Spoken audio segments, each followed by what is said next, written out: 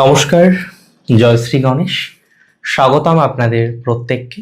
আজকে মূলত আমরা আলোচনা করব রাশিচক্রের একটি বিরল যোগ, একটি মায়াজাল, শুক্র কেতুর সঞ্চার নিয়ে। আপনাদের জানিয়ে রাখি, জুলাই মাসের 4 তারিখ থেকে আগস্ট মাসের 1 তারিখ শুক্র এবং কেতু তারা একত্রে অবস্থান করছে। কোথায় অবস্থান করছে? মেষের ঠিক পঞ্চমে। দেখুন, মেষ রাশি জাতক জাতিকারা মানেই এনার্জি, মেষ মানেই অগ্নিতত্ত্ব, মেষ মানেই এনার্জি, মেষ মানেই পজিটিভিটি, মেষ মানেই যা কিছু শুভত্ব তার কিছুটা বহিঃপ্রকাশ। আপনারা নিজেদের মধ্যে এক অদ্ভুত শক্তি অনুভব করেন। খেয়াল করে দেখবেন, আপনার জেদ অদম্য, এক অদম্য জেদ নিয়ে আপনি চলেছেন। আপনারা হলো সেই মানুষ যে ঘরের মধ্যে ঢুকে ঘরের এক কোণায় চুপচাপ বসে থাকতে কখনোই পারেন না। আপনারা যেখানে যান সেই জায়গাটা যেন প্রাণবন্ত হয়ে ওঠে, সেই জায়গাটা আলোয় আলোকময় হয়ে ওঠে। এই একই কারণে দেখবেন, কোনো একটা শপ আপনি ভিজিট করলেন, কোনো একটা দোকানে আপনি গেলেন, আপনি যাওয়ার পর যেন সেই দোকানটা আরো বেশি প্রাণবন্ত হয়ে উঠল।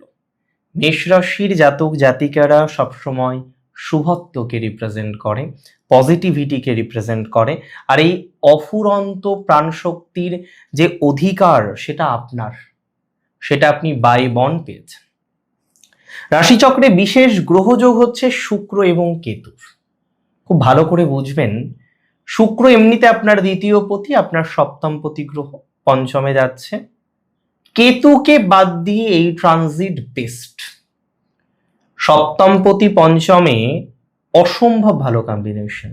কেন জানেন? কারণ এই কম্বিনেশন রাজ্যকারী, কেন্দ্রাধিপতি কোণে, কিন্তু কেতু যুক্ত শুক্র। শুক্র রিপ্রেজেন্ট করে আমাদের সুখ, সমৃদ্ধি, ভালোবাসা, প্রেম, আমাদের জীবনের বিভিন্ন রকম আকর্ষণ, লাক্সারি, টাকা পয়সা, গাড়ি বাড়ি, কত কিছু। সবকিছুর মধ্যেই যেন শুক্রের একনিষ্ঠতা, সবকিছুর মধ্যেই যেন শুক্রের এক নায়কতন্ত্র। কেতুর সাথে বৈরাগ্যের সংযোগ। কেতু যা কিছু অনুভব করা যায়, দেখা যায় না।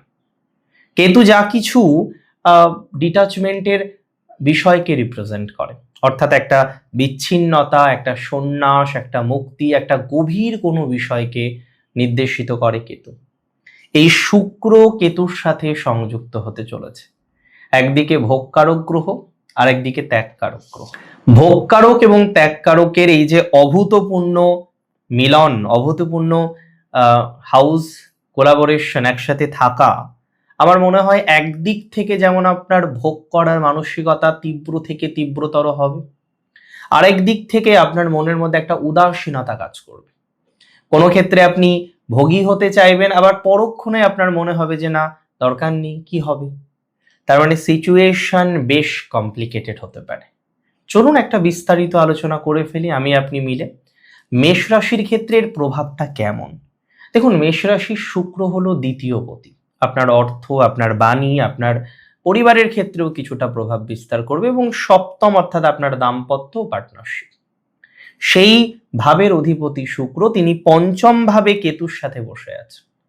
আমি বলে দিই, যারা নতুন প্রেমে পড়েছেন না, একদম রিসেন্টলি, তারা দেখবেন হঠাৎ করেই আপনার এই প্রেমটা হলো, বা নতুন করে হঠাৎ করে কাউকে ভালো লাগে এবং অদ্ভুত এক আকর্ষণ, অদ্ভুত এক কোথাও যেন গিয়ে অন্ধ আবেগ কাজ করতে পারে এবং আপনি ভালোবাসায় জড়াতে পারেন।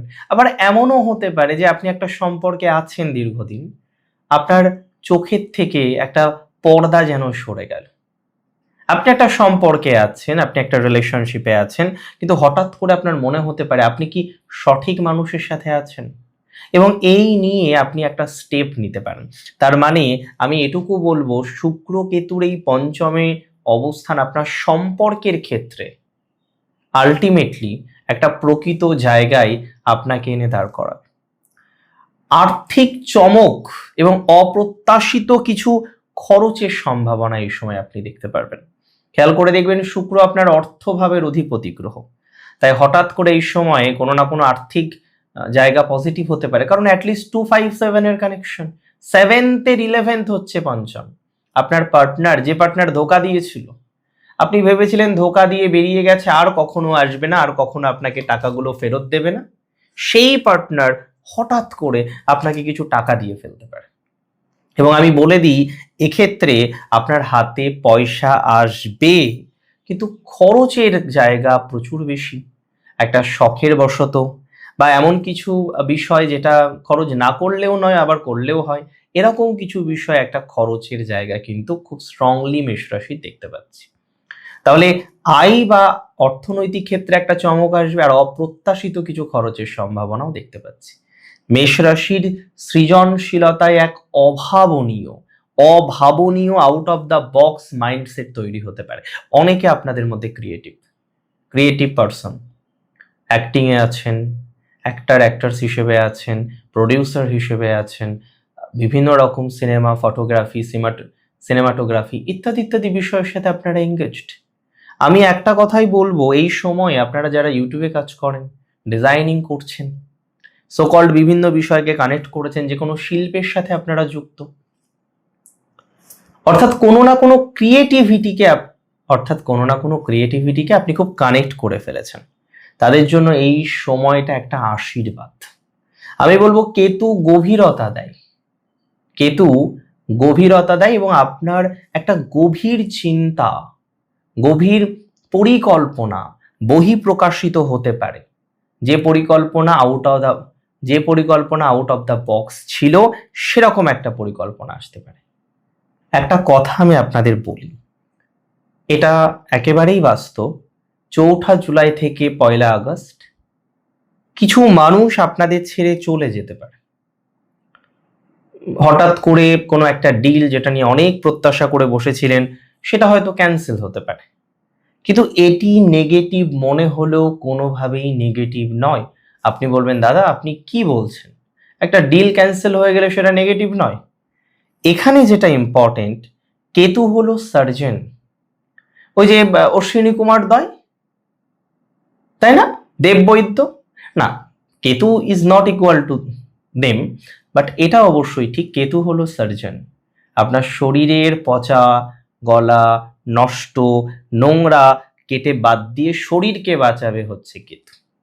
যে মানুষটা আপনার জীবনের জন্য চরম বিষাক্ত, সেই মানুষকে দেখবেন যার সাথে আপনি খুব অ্যাটাচড আছেন, ইমোশনালি অ্যাটাচড আছেন, সেই মানুষটা আপনার লাইফ থেকে বাদ চলে যাবে। আমি একটা অ্যাডভাইস দিই আপনাদের, যা হচ্ছে না একটু হাসি মুখে মেনে নিন।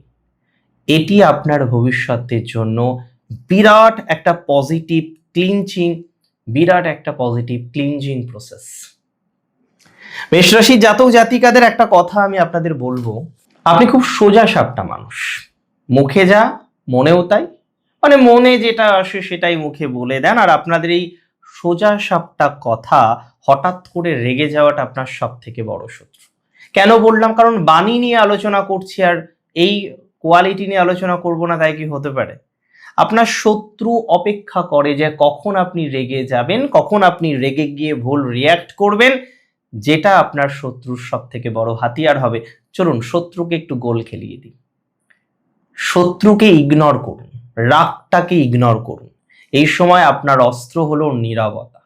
কেউ উস্কানি দিচ্ছে অনেক কিছু করার জন্য, না তোকে এরকম করে, ভাই অফিসে আসার পর রোজ তোর সাথে এরকম করছে, কোনো উস্কানিতে পা দেবেন না। আপনার নীরবতা আপনার শত্রুর জন্য সব থেকে বড় শাস্তি হবে। দেখুন, আপনারা জানেন যে আপনারা অনেক সময় ঝোঁকের মাথায় সিদ্ধান্ত নিয়ে ফেলেন, আবেগে সিদ্ধান্ত নেন, ইমোশনে সিদ্ধান্ত নেন। এই প্রায় একটা মাস যে কোনো সিদ্ধান্ত নেওয়ার আগে একটু আমার কথা শুনবেন, 24টা ঘন্টা দেবেন আমাকে। 24 ঘন্টা আপনি জাস্ট নিজেকে দিন, বা আমার কথা শুনেই দিন যে ভাই বলেছে ঠিক আছে, তারপরে আপনি ডিসিশনটা নিন। দেখবেন বহু ভুল ডিসিশন থেকে আপনি বেরিয়ে এসছেন। জীবনের ছোট ছোট ডিসিশন আমাদের লাইফে বড় বড় সিগনিফিকেন্ট চেঞ্জ করে, আর এই ছোট্ট ডিসিশন আপনার লাইফেও বড় সিগনিফিকেন্ট কোনো চেঞ্জ করবে। তাই তো তাড়াহুড়ো করে কাউকে ইমেল করে দিলাম, মেল করে দিলাম, কল করে দিলাম, ডোন্ট ডু দ্যাট, এটা করবেন না। কেতু এবং শুক্রের একটি মহাজাগতিক কম্বিনেশন আপনাদের জীবন চক্রে একটা আধ্যাত্মিক এবং বাস্তব শিক্ষার চরমতম সময়। এই সময়টা বাইরের দুনিয়ায় ছোটাছুটি করার থেকে বা চেয়ে আমরা নিজেদের উপরে যদি কাজ করতে পারি, নিজের দুনিয়াটাকে, নিজের অন্তরের দুনিয়াটাকে যদি গুছিয়ে নেওয়ার চেষ্টা করতে পারি, সব থেকে বেটার হবে। নিজের শখ পূরণ করতে পারেন, বাট এই সময়ে কোনো মায়াজালকে আমরা গুরুত্ব দেব না। মনে রাখবেন, আপনি হলেন সেই অগ্নি যাকে কেউ নিভিয়ে দিতে পারে না। মেষ রাশির আগুনকে দমিয়ে দেওয়ার ক্ষমতা কারো ছিল না, কারো নেই, ভবিষ্যতেও আসবে না। তবে আপনি আপনার নিজের আগুনটাকে ছায়ে পরিণত করতে যথেষ্ট। তাই আমি যে টিপসগুলো দিলাম সেটা মনে রাখবেন, সময়টাকে কাজে লাগান, শ্রী গণেশের চরণে নিজেকে সমর্পণ করুন, নিজের ইষ্টের চরণে নিজেকে সমর্পণ করুন। খুব ভালো থাকুন আপনারা। জয় শ্রী গণেশ।